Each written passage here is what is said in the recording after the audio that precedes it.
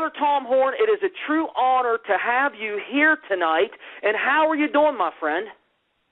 Hey, I'm doing very well, and thank you so much. And man alive, all those accolades. I mean, I was just getting lower and lower in my chair here the more you were talking. But thanks for having me on the program. One correction that I would make, we just recently changed the web page. RaidersNewsUpdate.com is now SkywatchTV.com.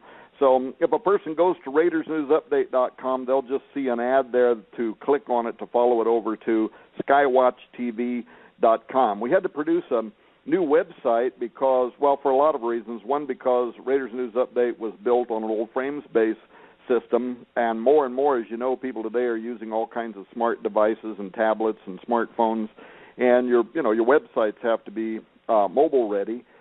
So we had a brand new website built, but we also had that done because we just launched our own television program. As a matter of fact, tomorrow night, Tuesday, is the very first night. It's our debut on DirecTV, the Dish Network, and Glory Star. And it's going to be a pretty cool hour because you'll have Sid Roth for 30 minutes, then you'll have Prophecy Watchers, which Gary Stearman is hosting, and then you'll have Skywatch TV, which Gary Stearman is also hosting with the News Raiders team over there. And we are very, very excited about the launch of that new television program. We got some really exciting things that are coming up. And I've bet the bank. I took all my retirement and put into it, so that's how much faith I have in it. I just know that God put us on this mission, and we're excited to be doing it. And to talk about the kind of stuff that I'm on your program to talk about tonight. Everything from disclosure to what's going on with the Pope to Zenith 2016 to whatever it is you want to talk about. Well, and Brother Tom, I want to ask you so much, and I know Tom is limited tonight. I hope we can talk a little bit about the Cern and get your thoughts on that huge atom smasher buried under the ground over there in Switzerland and France. I'd love to get your thoughts on how close we are to official disclosure, and I'd love to get your latest impressions of what is happening in the Vatican and the itinerary of the Pope this year and your analysis of that. I was listening to the Hagman and Hagman report maybe in the last month even, and you was given 3 major things to keep our eye on. I actually repeated those things, I believe, to the church not long after that. But I was hoping to launch this interview tonight just by asking you about the year 2016. Oh, and just before we go any further, what you just said about that the TV show that's coming out and the lineup that you just gave, Sid Roth, to Brother Gary Stearman, to yourself and your own program, I mean, that has to be on everybody's DVR. I mean, if you can't get to the TV to watch it, ladies and gentlemen, DVR that thing, TiVo it. I'm telling you, this is a critical hour we're living in right now, and people need to hear this information. But back to the subject at hand. I was hoping so much to launch with the year 2016. Now, you have written a book titled Zenith 2016, and that title alone is compelling, and it gives me a natural curiosity for the book. But I guess my first question is, would you tell us about this book, Zenith 2016, and why you wrote it, and what does it mean? And I'll just sit back with the rest of the listening audience, and I'll enjoy the ride tonight. Okay, I'm happy to do that. And one final thing about Skywatch TV and TiVo and all of that, we also are setting up a Roku channel. We've had a lot of people that have asked us to do that, so if they don't want to have to DVR the program, they'll be able to do that. And then finally, every week when the 30-minute television broadcast plays, the next day that same television broadcast will be on our website and on our YouTube channel. So if they miss something, they'll be able to see it. Now, to the subject of Zenith 2016, it's very curious because this goes back, you're actually like into the mid-2000s, and there were a lot of New Agers out there that had started talking about the end of the Mayan calendar, and it's going to end in the year 2012. And I wanted to know, if there was anything to that, or why were they talking about it? Why were there so many people that were convinced that the world was going to end in 2012? And I started doing research, and I found that there was actually parts of this that the New Age community was not talking about at all, but that was really, I thought, of the utmost importance, and that is that the prophecies that they were kind of referring to from the Maya came from the jaguar shaman, but what they weren't pointing out was that he was a convert to Christianity. As a result of the Spanish invasion and the missionaries that came in, the Mayan prophet was converted to Christianity, and when he gave forth his prophecies, he was mixing, he was upgrading Mayan thought to blend it with biblical apocalyptic literature, prophesying, talking about a final world order that would give rise to what he called two great men. Now, by the way, this was written in the Mayan language. It was in the book called the Council Book of the Yucatec Maya. It was translated into English by an academic, and in that book was where I found this jaguar referring to the year 2012. But here's what was important. They were not saying that it represented the end of the world. What they were saying was actually more interesting than that. They were saying it represented the end of an era, or what many of us evangelicals might call a dispensation in time, that was then going to give birth to a final world order.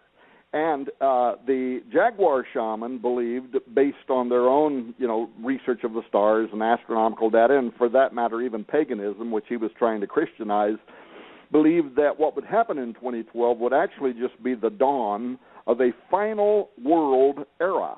Well, when I discovered that became interesting to me, and I started doing a great deal of research into this idea around 2012. I started sending emails to all of my friends that happen to be Bible scholars and prophecy experts, and also university teachers and people that I had known over the years. I pastored for 25 years, and I was an executive in the Assemblies of God for about 9 years, and I came to know an awful lot of people around the world. So I'm emailing all these people, and I'm asking them if they make anything of this, if they do they see anything in it in prophecy. And mostly I was getting back a lot of answers that were my own opinion at that time, and that it was really just a bunch of poppycock, a bunch of New Age wackoism that didn't really have anything to do with biblical prophecy. But then, all of a sudden, some dominoes started falling. And as a result of my research, I started finding that there were numerous ancient pagan societies that had, for thousands of years in some cases, and for hundreds of years in other cases, and these were societies around the world where we have no knowledge whatsoever that they would have had any capacity for communicating with one another, so independent of each other, and sometimes separated by hundreds of years or even thousands of years, they were fixating on the years 2012 to 2016. So that's what the title essentially implies, Zenith 2016, that all of these seers down through time were saying something was going to happen. So it was the Maya, it was also the Hindus and their Kali Yuga calendar that started approximately during the Mayan fifth great cycle. It also predicted that global earth changes would begin following the year 2012. And then I found that even here in early American history, the Cherokee Indian tribe, they too had a whole series of frenzied revelations and prophecies about 200 years ago, during the 1800s, 1811 to 1812, I think. And these are in scholarly works in university. These are referred to as the Chickamauguan star constellation prophecies, but they're more commonly referred to as the rattlesnake prophecies, where the Cherokee Indian also prophesied that following the year 2012, several things were going to happen. Here's another thing, by the way, that's interesting, is that what they described from their worldview seems to parallel exactly what the Maya and the Aztec were saying on different levels, especially given what they said, that two great men are going to appear on the earth. The Maya said that too, which sound very much like the coming of the false prophet and the Antichrist between the years 2012 to 2016. This would be followed by chaos. The Chickamauguan star constellation prophecies say chaos in the Pleiades. They're talking about metaphysical chaos in the Pleiades, and in the Orion constellation, and both of those constellations are connected to, on the Orion side, to Osiris, the god of the Egyptians, the Pleiades to Apollo, the god of the Greeks, and those are the two deities, of course, that are incorporated on the Great Seal of the United States of America and tied to the prophecy about the second coming of Apollo, which we also talk about. So that caused my eyebrows went up. Here's the Cherokee Indian talking from their own worldview, but referring to astronomical phenomena that is also incorporated on the Great Seal and other various prophecies that have been picked up by these different disparate organizations and cultures and societies down through time. And they saw that following the appearance of these two great men on Earth, which the Maya also saw, that then their rattlesnake, their feathered serpent, their plumed serpent, would return to the Earth. Well, that's exactly what the Maya and the Aztecs said. Quetzalcoatl will return, Kukulkan will return, the plumed serpent will return to the Earth. So now I was starting to stack up through Mesoamerica, through the American Indian indigenous tribes and peoples around the world, that some of these from thousands of years ago, some from a couple of hundred years ago, they all focused for some reason on this period, 2012 to 2016. Then I got an email from J.R. Church before he died. And because he had been one of the guys I had emailed, I said, do you know anything about this? Do you see any connection? So finally he emails me back and he says, hey, Tom, he said, did you know that in the Zohar, which is, of course, the most important work of Jewish Kabbalah, mysticism, and for people that don't know what the Zohar is, this is a really important Jewish mystical document. It was written in medieval Aramaic about 700 years ago now, and it's got all this mystical commentary about the Pentateuch, the first 5 books of the Bible, the Torah. But there is a section in the Zohar that J.R. wanted to point out to me that I'd read it, but I'd never put 2 and 2 together. And he said, Tom, open up the Zohar on your desktop. So I put on my headset. I've got J.R. Church on the phone, and I've got him wearing my headset. I open up the Torah on my computer, and he said, the Zohar, on my computer. And he says, now go to Volume 3, Section 34, which is the Ve'era section of the Zohar. And he says, now open up the subsection called the Signs Heralding Mashiach, or in English, the Coming of the Messiah. So I open it up, and he starts walking me through it, and lo and behold, right here in the Zohar, it talks about how in the year 5773, which is the Jewish calendar, in the Gregorian calendar that we find, that would be the year 2012 to 2013, because their calendar year starts in the new moon of 2012, goes into 2013. And it starts talking about how during that period of time, the Messiah, Mashiach, is going to make himself known quietly to the Orthodox priests, the people in Israel that might be behind the building of the next temple and that sort of thing, but not yet to the world, but that sometime after 2012, 2013, and before 2016, he is going to make himself known to the nations of the world. I was just beside myself about this, that we have the Maya, we have the Aztec, we have the Cherokee Indians.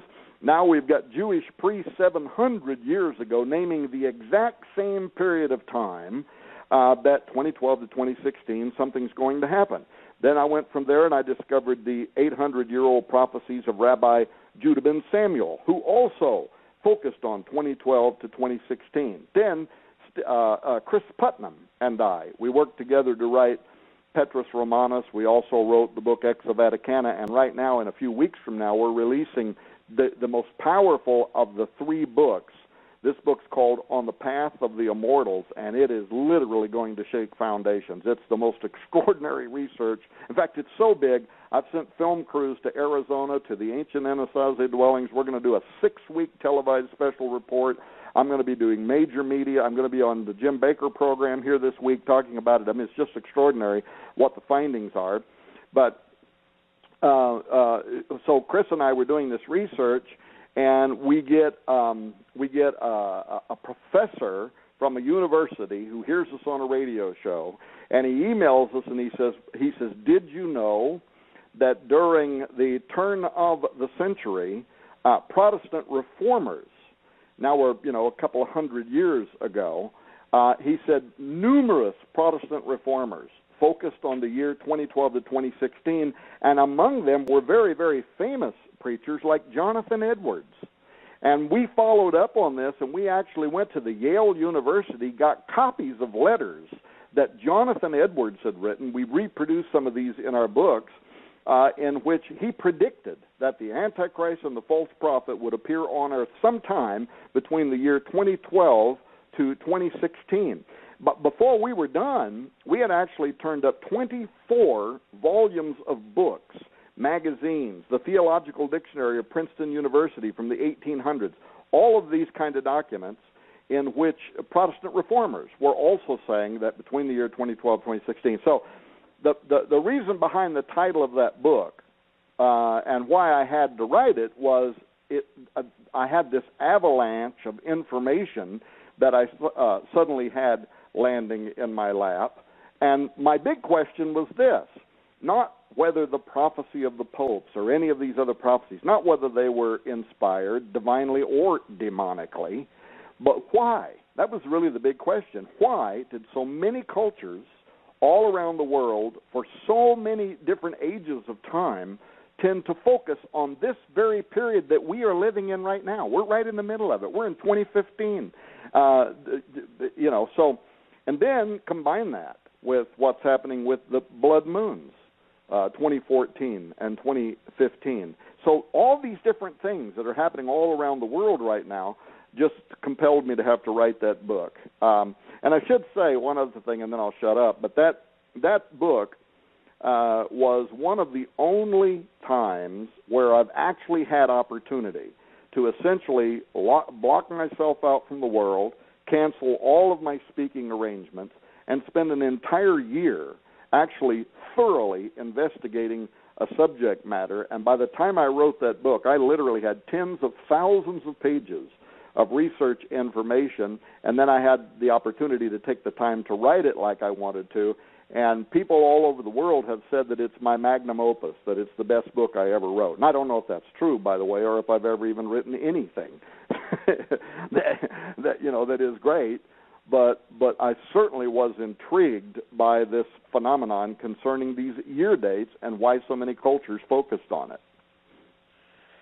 Well, Brother Tom, I tell you, as I've been working my way through Zenith 2016, I believe it's a book that everybody needs to read. I mean, just the opening, just the information in the very beginning of the book about the Founding Fathers and some of the things that it's hard to swallow at first. I mean, especially when you're raised a certain way, and I know you understand what I'm saying there, then you start discovering some of these things, and you're like, man, but it was a little while ago, before I even read Zenith 2016, that I started realizing that there was a real conflict at the beginning stages of our nation. Before the Declaration was even signed, revivals had broken out in the colony, and it's almost like we became a Christian nation in spite of the efforts of many powerful men to make us something different. It was like the revivals were breaking out in the colonies as these men of God were thundering the gospel, and it seems that is why we have the Christian heritage that we have. It's more because, and this is how I've kind of received it in my research, it's more because of the men of God that had the power, the Holy Spirit was preaching the Word, and man, this nation just went into revival around the time of the framing of the Declaration of Independence. I just found that so fascinating that there was a real spiritual battle in this country before the pen was ever put to the paper in the State House in Philadelphia. Yeah, well, that's very astute of you. That's actually the way I typically like to phrase that, is that we became a Christian nation despite perhaps what a handful of Freemasons had intended to build here. The truth is, most of the signers of the Declaration of Independence were Freemasons, and they were committed to an occult plan that is, it's often called the Atlantean scheme. This was a vision, that was based on the works of Sir Francis Bacon, who was an English philosopher, an author, a Rosicrucian. He writes this novel, New Atlantis, that was published in the 1600s.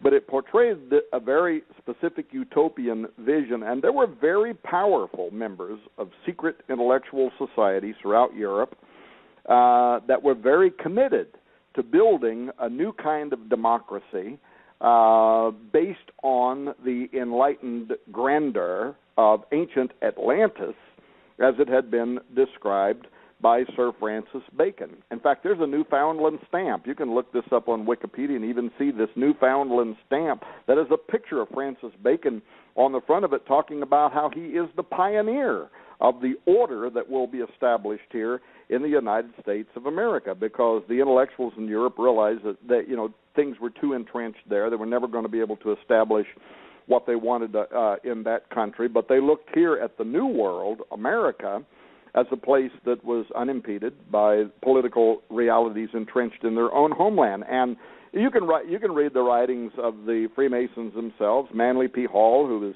widely considered Freemasonry's greatest philosopher. He was a 33rd degree Freemason, and he goes into detail about how the early founders of this country were committed to that Atlantean scheme. So that happened to be a fact, and so I typically phrase it the same way you have, that there might have been a small handful of people who were very powerful in the sense that they were in politics, and these were attorneys, and they were highly placed in various positions throughout the government. Thomas Jefferson, of course, wanted Washington, D.C. to even be based after the Roman pantheon, which was dedicated to all pagan gods. So there was a lot of that influence. But what was happening outside of those pristine halls was the Pilgrim movement, which was giving birth to a great awakening here throughout this continent. And as a result of these preachers, as you mentioned a moment ago, who were on fire for God, and people who were on fire for God, this became a Christian nation despite what some of the original founders wanted to do. And throughout the history of this nation, God has saved us from ourselves more than once. I think, frankly, we're standing again right now today at a crossroads. If you look at our relationship with the nation of Israel, if you look at our relationship with the church, if you look at the persecution that's coming upon those who are truly born again right now, who are being told that they're going to have to get in line with certain agendas, or they could have their churches taken away, or they might not have the opportunity to be able to preach, or they could get arrested, or whatever. This is happening around the world. It isn't just ISIS over there along the Euphrates River that's trying to fulfill end times biblical prophecy. There's also an institutionalized side of religion that also is aligning to persecute those who would be truly born again. But here's the upside to that story. That was also true just before every great awakening. If you go back and look at the first great awakening, second, the third, every time it looked like there was no hope, the church is dead. And what happened? All of a sudden, the fire of the gospel somehow was ignited in the hearts of young men and women who became powerful preachers, who became anointed to preach the gospel. And the Apostle Paul gives us the key for national transformation. It is not in the hands of politicians, but rather the Apostle Paul says, I'm not ashamed of the gospel of Christ, for it is the power, and that's the Greek word dunamein, from which we make the word dynamite. It is the explosive power of God, and that's what changes people's hearts. It won't be dominionist efforts to vote in the right person to be our champions in some political quarter, though we may have some kind of responsibility, right, for voting for moral good or voting against immorality or evil, but that's not what changes nations. What changes nations is radio programs like this and other people whose hearts are filled with the passion of the Holy Spirit and who become preachers of the gospel of Jesus Christ. That's what changed. The disciples went out from Jesus rejoicing that he had given them power over supernatural darkness. And no matter how the powers that be tried to suppress the preaching of the gospel by imprisoning them or martyring them. The more they tried, the greater the church grew, and the greater the church, the stronger the church became, until finally one day the devil said, "This isn't working," and they turned, to Constantine, who Christianized the church and gave it political favor, and that was when the power of the gospel was lost for a while. But this is really the history, the cyclical history of the world and nations, is that people forget God, they grow cold, the church becomes anemic, and then something happens. Usually it's going to be some kind of trial, war, recession, something that then puts people back on their knees, and then they start praying again, and then they become powerful again. Read the book of Judges and see that pattern over and over again. And Israel forgot the Lord their God and went whoring after this or that. And then God will allow war or judgment or whatever might come. And then what does it say? And Israel remembered the Lord their God. And they put away the high places and they tore down the groves. And then God blessed them once again. So look at where we are in the world today and the condition of the church and the persecution that is coming upon the church, and realize that we are ripe now for another great awakening. In fact, I'd love to find a really qualified author right now that I could publish through Defender Publishing House that could tell me what conditions are ripe right now for another great awakening, because I believe we could be poised for perhaps the greatest spiritual revival in the history of mankind. Well, and I think that scares the godless sect of the government to the point where they'll lose sleep, because that's one thing that Capitol Hill doesn't have an answer for. There's no backup plan. There's no contingency. I mean, if a real, true revival breaks out, that tips the scale, doesn't it, Brother Tom? Absolutely. There you go. That's what changes the hearts of man. True revival, true preaching, authoritative preaching. Absolutely, and it's just I just want to talk about so much. I was reading a headline, just switching gears here. We touched on Zenith 2016. It's 10:30. We're on the East Coast here in blogtalkradio.com/interstellar realities. I'm about just bouncing off the walls to have Brother Tom Horn on this show tonight. I can't even hardly contain myself, and I got so many things to talk to him about. So let's just switch gears here, and let's talk about this Hadron Collider, this atom smasher that they have fired up again as of Friday the 13th. Interestingly enough, and there's all sorts of speculation about this. What do you know about this, Brother Tom? And does it have any correlation with the Tower of Babel in some way? Yeah, well, let me talk about that. First of all, I should make everybody understand that I'm not even a theoretical physicist, let alone a physicist, so I'm not qualified to talk about it much of the scientific side of the Large Hadron Collider. I also need to let you know I have another program that I have to do in about 25 minutes from right now, too. But here's it's always, for me, it's always the metaphysical. We were talking a moment ago about, or I mentioned a moment ago, the prophecy that's on the Great Seal of the United States of America, which was borrowed from the Cumae Sibyl's Novus Ordo Seclorum prophecy involving the return of Apollo at the end of time, who would give birth to this new golden age that I think the Maya and everybody else were looking forward to.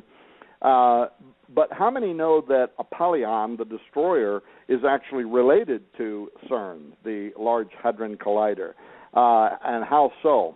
Because Cern is located, as you mentioned a little bit ago, there on the borders of France. And it's located in an area that's called Saint-Genès-Pouilly. This is a township, actually, in eastern France, on the border of Switzerland, which you mentioned. And it's nestled there in the foothills of the Jura Mountains, Lake Geneva. But this Pouilly, this is an area that had been first established by the Romans, and it was named Apolliacum. Apolliacum, taken from Apollo, and this served as literally a location for a temple to the god Apollo or Apollyon, who's listed in the book of Revelation as belonging to the king of the hybrid fallen angel creatures. In fact, I was just now, as you were talking, I was trying to find some notes that I had been making earlier today, which I wished I could find now and can't. But today I was reading Revelation 9 again, and you know how it talks about Revelation 9:13, the sixth trumpet blows and the angels are released from the great river Euphrates. Now, why is that important? Because that's the very area that the Islamic nation is operating in right now. The Euphrates, runs from the mountains of western Turkey down through Syria, Iraq, the Persian Gulf, and so the literal stomping grounds right now of ISIS, who are very much apocalyptically driven. They want the armies of Rome, to meet them in Dabiq. That's any kind of an infidel army. That might be the United States and coalition forces. They're trying as much as they can by beheading on television and all those things they're doing to outrage the nations of the world, to draw them into a battle because it's part of their apocalyptic belief system. They believe, like we Christians talk about Megiddo and Armageddon, and this is going to come at the end of a tribulation period when God intervenes on behalf of the Jewish nation and destroys the armies of Antichrist. But in the Muslim Islamic faith, the Sunni and Shia faith, that's reversed. That's what happens first, and it happens in Dabiq. That's why they've named their magazine Dabiq, that they're going to enrage all the nations, and then the nations are going to gather together in Dabiq, where they're going to be slaughtered somehow, either by nuclear bomb or whatever it is they're going to do. They're going to wipe them out, and then their caliphate's going to swing spread across the earth. Ultimately, this is all going to result in the return of their, first the Dajjal, which is their version of the Antichrist, and then their Mahdi. And, of course, Jesus Christ, they say, is also going to come back, and he's going to spear the Dajjal and help the Mahdi to, let this righteous army sweep over the world. But today, I was reading about this. I thought, man, the very grounds, what is the chance that the very grounds that ISIS right now are operating in is from the book of Revelation, the 6th chapter, but it's the 5th, the 9th chapter, 1 through 12, but it is the 5th trumpet, the one that blows before these angels are released from the great river Euphrates. That's where a mighty angel, having a key in his hand, comes down to the earth, and he opens the pit, and inside the pit, this horrific horde of locusts, transgenic locusts, come up out of the earth to torture the inhabitants of the earth. But it's there that it says that they have a king over them who is Apollyon, or as this ancient town here, which today is called St. Genus Poeli, where Cern was built, was known as Apaliacum. This is literally an area where an ancient belief existed that this might be the place where the pit would open at the end of time. So of all places on the earth, why in the world would they have gone there where the demon destroyer, it was believed, would come up out of this abyss when it was unsealed? And then not only do they do that, they go there and they build the Large Hadron Collider, the Cern Collider, and then they put right out in front of it the Hindu version of the destroyer god, the Shiva, which destroys at the molecular level and then puts it back together again. So now you mentioned the Tower of Babel. It is said that one of the possible locations for the Tower of Babel was actually directly over the presumed location of the Abzu, or the abyss. And the question is whether Nimrod was actually trying to unleash the locusts in defiance of God's ultimate timing. You said you're going to have Dr. Michael Lake on your program here pretty soon. You could talk with him about some of that stuff. But Nimrod was deified as Apollo by the Greeks and Osiris by the Egyptians, and he is considered to be the same spirit that's going to return to the earth in the last days as the Antichrist. As a matter of fact, that too is discussed in the Scriptures. 2 Thessalonians 2:3, the Apostle Paul warns the Thessalonians that the Antichrist will be the son of perdition, and that is the Greek term Apollyon, Apollo. In Revelation 17:8, again it says the beast will come up out of the bottomless pit and enter into perdition, and that Greek word is Apollyon. Apollo. So the belief is that the Bible identifies the same spirit that the ancient Greeks would have referred to as Apollo as the king of that bottomless pit. And right there where Cern was built, it was believed in Roman times that that is where this doorway might exist, out of which this destroyer demon is going to come, and CERN goes there and builds their collider, and they're telling us what the collider is. The director of CERN has done interviews in which he has said that they are trying there to open a gateway, a doorway. In fact, he said we may send something through the doorway, or something may come through the doorway into our reality. So pretty astonishing, really, when you think about what we are doing over there. And, Brother Tom, you know, we're down to about 10, 15 minutes at the most right now, and I don't want to back you up too far, so whenever you have to cut out of here, you just let me know.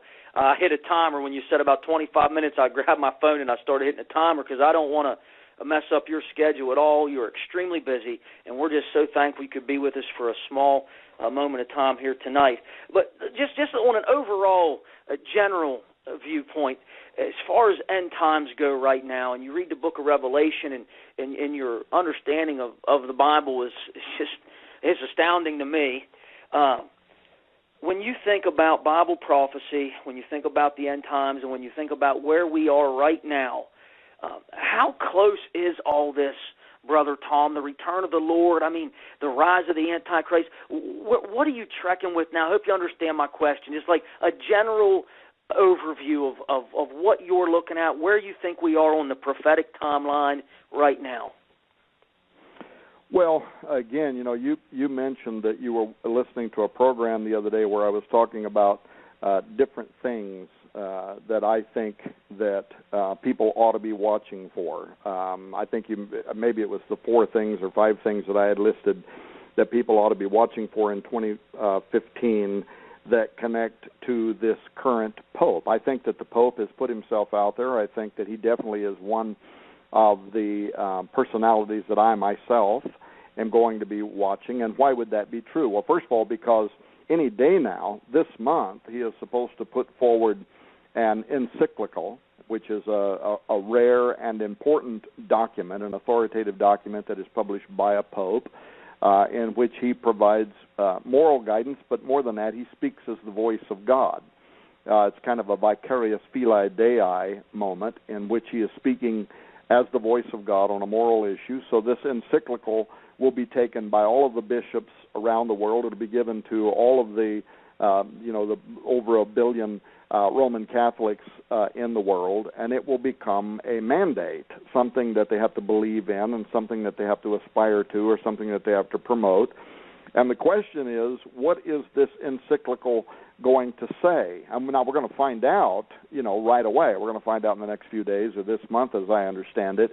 But even some of the conservative Catholics are very concerned about it. They want to know why the Pope has essentially stepped away from talking about theological issues and has taken up a political issue, an environmental issue.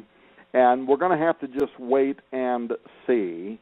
But I do have some concerns about it because, first of all, he also is going to speak in front of the United Nations, which I think is kind of a tell about where this encyclical is going to come down in terms of its language. Because, in the United Nations, years ago, they adopted what a lot of people call Agenda 21 principles. Those are not mandatory for the member states, but they could become mandatory, especially if you have somebody like the Pope out there who is advocating for them. And the reason that I think the Pope might advocate certain Agenda 21 issues is because of the language he has used publicly, where he has used phrases like human ecology and your carbon footprint. So he seems to be borrowing from some of the very same language that was originally adopted by the United Nations. Now, why should we care about any of that? Well, because, this could become part of a totalitarianistic, even an antichrist kind of global government system. Agenda 21 issues, environmental issues, could take away your right to own private property. Even if you're allowed to own private property, it could restrict your use of that property, whether or not you could raise a garden, things like that, whether you could capture the rainwater off the top of your house to put it into a cistern so that you could use it for emergency uses. There are states already where people are fighting issues like that, but this originated with the United Nations Agenda 21 issues, but it could be even worse than that. Agenda 21 issues could limit how many children you're allowed to have, whether or not you're even allowed to have a car. And this goes back to some of the 1970s, 1980s issues that came out of the environmental movement, the Goddess Earth movement, the greening of the church and society, Al Gore and all that. I had a friend back in those days named Samantha Smith who wrote a couple of different books. One was called Goddess Earth. I forget what the other one was called. That were fairly heavy investigations into some of this language that was winding up in the United Nations. So I think that's one thing to watch right now. One other part of this whole environmental question, however, could be whether the Pope would include language that takes this from the greening of the church, environmental issues and Agenda 21 issues, to the issues of Gaia, divinity. Some of the oldest pagan religions in the world and all around the world, and from almost every major ancient culture, was this belief that the earth is actually a living, sentient being to whom we owe devotion. And so the earth itself was literally worshipped as an entity, and that we were to be at one, not just at one with this entity, but it was idolatrous. We were to worship the entity. So in Christian centers, we might say that Christians would certainly have a responsibility to be good stewards of the earth, but stewardship is entirely different than worshiping the earth. We would say we could be stewards of the earth, but all of our worship and devotion goes to God, who uses the earth perhaps as an instrument to bless us with things like food and things like that, but we would never worship the earth. We only give devotion to God, where in Gaiaism, that whole role is reversed. The earth literally becomes the mother of God, and these are things, of course, in Catholicism that can get quite confusing. So that's one thing I think we need to really watch out for, what's going to happen here this week, next week, when the Pope issues his encyclical. The second thing is he also has announced that he is this year going to call together a summit of all of the major religions of the world to work towards global unity. And that, too, is very prophetic, because I think that we're living in a time when a man of superior intelligence, wit, charm, diplomacy, is going to appear on the world scene as a savior. And right now, this Pope has a 95% popularity rating. He's extraordinarily popular, more so than any man on the face of the earth today. He rates higher than everybody, including the presidents of nations. And he has something like a 70% popularity rating among evangelicals. So when this guy starts talking about calling all the major religions of the world together for purposes of global unity, you could literally be looking at the formation of a one-world church. And if I had time, I could describe how I think certain trigger events could work in favor of that would cause both the nations of the earth and the religious centers of the earth to temporarily at least lay down their differences and come together under one global umbrella. And I think this Pope would be right at the center of that. Very quickly, another thing, the Pope is not only going to address the United Nations, but he's also going to address a joint session of the United States Congress. This has never happened before. So we're literally talking about the merging of politics and religion, which I have believed all of my adult life is the platform on which the Antichrist will arrive.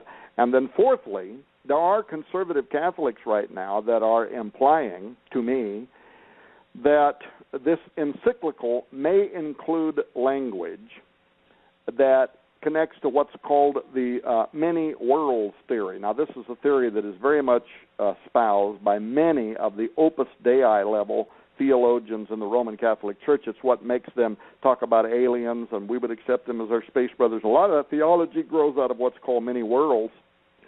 And if you might have seen the remake of that old movie, The Day the Earth Stood Still. The original version of that movie, the aliens come to the Earth because we're developing nuclear armament, and they want to warn us about that. But in the remake of that a couple of years ago with Keanu Reeves, the aliens come to the world to warn us that we are misusing Gaia, that we are abusing our power over the Earth. In other words, their message is humans are the disease, and we need to be eradicated for the welfare of the planet itself. And I'm being told by some of my Catholic insiders that might somehow be cleverly written into this encyclical, and it kind of opens the door for something else that I think this Pope is going to do, and that is sometime I don't think he's going to do it in this encyclical. I think he might make a statement in the encyclical that later this year, this is what I'm being told, later this year, he's going to publish another paper. It might be an encyclical. It might just be a dogma that is issued by the Pope, or even issued by the Pope's University in Rome, and it's something he endorses. But the bottom line is it's going to have to do with astrobiology. And here's what a lot of people don't know, is that Pope Francis, before he became a Jesuit, before he entered the ministry, he earned degrees in science. He had an interest in astrobiology, and furthermore, he's got a long-term relationship going all the way back to the state that he comes out of with Jose Gabriel Funes, who is the current leader of the VORG, the Vatican Observatory Research Group. And Jose Funes, Argentina was the word that I was looking for. Jose Funes recently, in a interview with the Catholic press, he said the Pope is dealing with all of the things that he has to deal with in the world right now, like ISIS and things like that. But he said very soon the Pope is going to turn his attention to the subject of astrobiology. Now, Jose Funes is the head of the Vatican Observatory Research Group, and he has been a friend, a personal friend, a close friend of Pope Francis for many, many years. So he's got inside information, and I'd love to know what made him say that to the Catholic press. But the research that Chris Putnam and I have been doing from Mount Graham, and then, of course, we had to go back to Mount Graham, and the book that we're going to be publishing, On the Path of the Immortals, takes us right back to the astronomers from the Vatican, and Guy Consolmagno, who I've interviewed now 5 times from Rome, and they are preparing doctrine right now at the Pope's University that goes through a process of being accepted and then becoming church doctrine that is spooky, to say the least, my friend. Well, I believe it, Brother Tom. And with that, we're almost at 8 to the top of the hour here. And, I was just looking at a headline that I researched a few days ago talking about a mystery noise that could be an Earth-like world 22 light years away. And what I believe we're seeing is, in a general sense, is just soft disclosure, as Brother Marzulli likes to say. And at a certain point, we know that this thing is all going to reach a head, and that point seems to be right around the corner, doesn't it, Brother Tom? Yeah, absolutely it does. And again, this is exactly what we're doing right now. When we came down off of Mount Graham, and it's hard to believe that this has been almost 24 months ago. And the whole process, by the way, that entire thing was preternatural. It was like supernatural. How Chris Putnam and I came together. We knew that if we were going to get to the bottom line, we were going to have to get to the top of Mount Graham. And people don't understand. You don't just get in a car and drive up to Mount Graham and say, we're here to see the aliens. I mean, this place is highly, highly guarded. Miles down the mountain from the observatory, there are huge fences with signs in various languages talking about all the terrible things they're going to do to you if you try to climb over that fence. So I negotiated that through the Arizona State University. We went to Mount Graham. We met with the Jesuit astronomer who was on duty that day. We saw all of the Vatican's advanced telescope. We saw the radio telescope. We saw the large binocular telescope. Spent the entire afternoon with the lead technician of the LBT, the Large Binocular Telescope. He showed us the Lucifer device. In fact, if you watch the trailer that advertises the book Exo Vaticana, you'll see us going up the elevator, 1 floor, 2 floor, 3, 4, 6 floors, all the way up to the 7th floor. Now we're way up above the top of the large binocular telescope, and you'll see a picture of the lead technician taking a laser pointer, pointing down in between those two gigantic twin mirrors. This is the largest telescope in the world. And he's pointing in between the two of them, and he says, "This is the Lucifer device." And, brother, I got to tell you, did I have a monstrous amount of emails for a while from people saying, what in the world are they talking about? What is the Vatican doing on the top of a mountain in Arizona using a device called the Lucifer device? Well, the answer comes from another Jesuit, Malachi Martin, who in 1997 told Art Bell on Coast to Coast AM, when Art Bell said, "Father, why is the Vatican on the top of that mountain studying deep space?" He said, "It's because at the highest levels of Vatican governance, they know what is approaching the earth and that it will be of the utmost importance in coming years." Well, I think we finally figured out exactly what it is they're doing. In fact, the Jesuit on duty that day, we have him on film telling us that they are monitoring something that is in deep space and that they're watching exo-worlds where they think that there could be the conditions for extraterrestrial intelligence. But it was when we came off of the mountain that we found out from the native tribes that joined the environmentalists and filed a federal lawsuit to try to stop the Vatican and NASA from going on the top of that mountain. They were the ones who told us what was really going on there. And at first, it was too mind-boggling to even conceive. But in our words, in our modern lingo, what they explained was Mount Graham is a portal. It's a stargate.